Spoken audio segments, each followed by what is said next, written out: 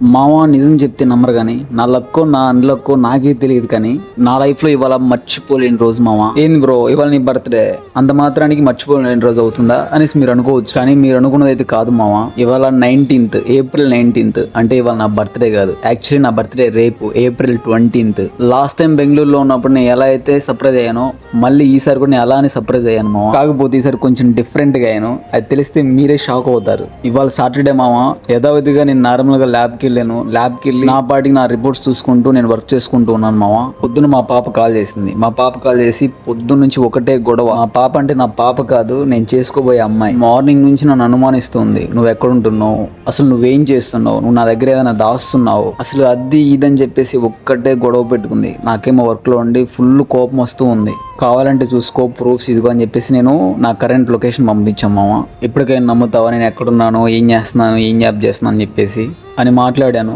But అయినా కానీ తన నా మీద కోప్పడుతూనే ఉంది మార్నింగ్ నుంచి. పిచ్చి దానిలాగా మాట్లాడుకో, మూసుకుని కాల్ కట్ చేయనేసి నేను అయితే అన్నాను మామ. ఎగ్జాక్ట్గా 5 o'clockకి ఒక కాల్ వచ్చింది మామ. సార్ మేము జొమాటో నుంచి కాల్ చేస్తున్నాం సార్, మీకు ఒక ఆర్డర్ వచ్చింది అనేసి అన్నారు. అసలు ఏంటి, నాకు ఆర్డర్ ఏంటి, ఎవరు పెట్టారు అనేసి నేను అంటూ ఉన్నాను. సార్ మీకోసం మేడం గారు కేక్ ఆర్డర్ పెట్టారండి అనేసి అన్నాడు. బయట చూస్తే బగబగ ఎండలు, తీరా అక్కడ చూస్తే అది కూల్ కేక్ మామ. అయినా తనకు కాల్ చేసి ఇలా అన్నాను, అరే పిచ్చా నీకు, ఏంటిది నాకు అర్థం కాదు, మార్నింగ్ నుంచి గొడవ పడింది ఇది చేయడానికి అనేసి అన్నాను. మామ ఐఎమ్ రియల్లీ సారీ మామ, ఐ లవ్ యూ మామ అనేసి అంది. యాక్చువల్లీ రేపు సండే కదా, మీరు ఊరెళ్తారు కదా, అందులో ఫెస్టివల్ అంటే రేపు ఏప్రిల్ 20 కదా, ఈస్టర్ కూడా రేపే.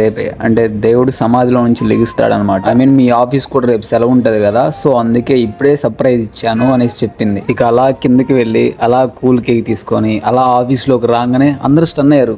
బాబు ఏంటిది, ఏంటి కేక్ ఏంటి, నువ్వేంటి అనేసి అంటూ ఉన్నారు. నాకు ఒక పక్క సిగ్గేస్తుంది, ఒక పక్క ఏం చెప్పాలా అనేసి నాకే అర్థం కావట్లేదు. అప్పుడు చెప్పేశాను, సరే ఇలా జరిగింది. సో మా పాప కేక్ పెట్టింది. ఐ మీన్ నాకే సడన్ సర్ప్రైజ్గా ఉంది, మీకే సర్ప్రైజ్ కాదు.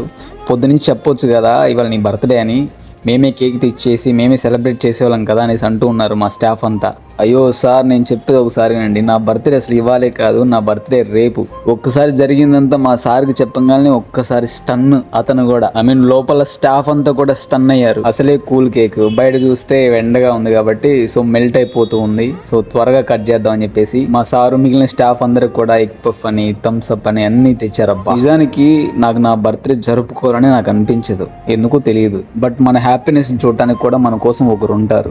నా లైఫ్ లో మాత్రం తను. ఒక్కోసారి అనిపిస్తుంది ఒక మనిషి మీద ఇంత పిచ్చి ప్రేమ కూడా ఉంటుందా అని. దీనికి సంబంధించింది రేపు సండే రోజు యూట్యూబ్లో అయితే లాంగ్ వీడియో అయితే పోస్ట్ చేస్తాను. అందరికీ happy Sunday and happy Easter.